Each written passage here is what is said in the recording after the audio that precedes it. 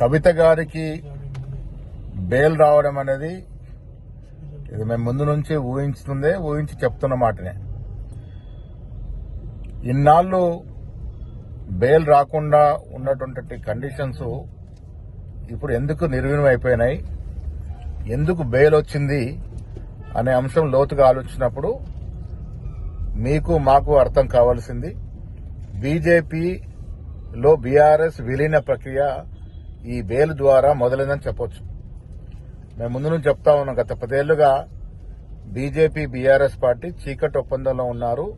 అన్ని కూడా కూడబలుపుకొని వారు కార్యక్రమాలు చేసినారు. ఇవాళ కవితకి లభించిన బెయిల్ ద్వారా అర్థమయ్యేది ఏంటంటే బీజేపీలో బీఆర్ఎస్ పార్టీ విలీనమైనటువంటి ప్రక్రియ మొదలైంది. ఇది బాహటంగా వాళ్ళు ఇప్పుడు ఒకటై ముందుకు వెళ్ళాలని నిర్ణయించుకున్న దరిమిలానే ఈ బెయిల్ వచ్చింది. ఢిల్లీలో కేటీఆర్ గారు, హరీష్ రావు గారు పలు దఫాలుగా బీజేపీ సీనియర్ నాయకులతో జరిపిన చర్చల ఫలితంగానే ఇవాళ ఈడీ ఉదాసీనంగా బెయిల్ రావడానికి దోహదపడింది. సో తెలంగాణ రాష్ట్ర ప్రజలు అర్థం చేసుకోవాల్సింది, ఈ రాష్ట్రంలో అధికారులున్న కాంగ్రెస్ ప్రభుత్వానికి, రేవంత్ రెడ్డి గారి నాయకత్వానికి ఇబ్బందులు పెట్టడానికి బీజేపీ బీఆర్ఎస్ పార్టీ కూడగలుపుకొని ముందుకెళ్తున్న తరుణంలోనే ఇవాళ ఈ కవిత గారికి బెయిల్ అవడం జరిగింది.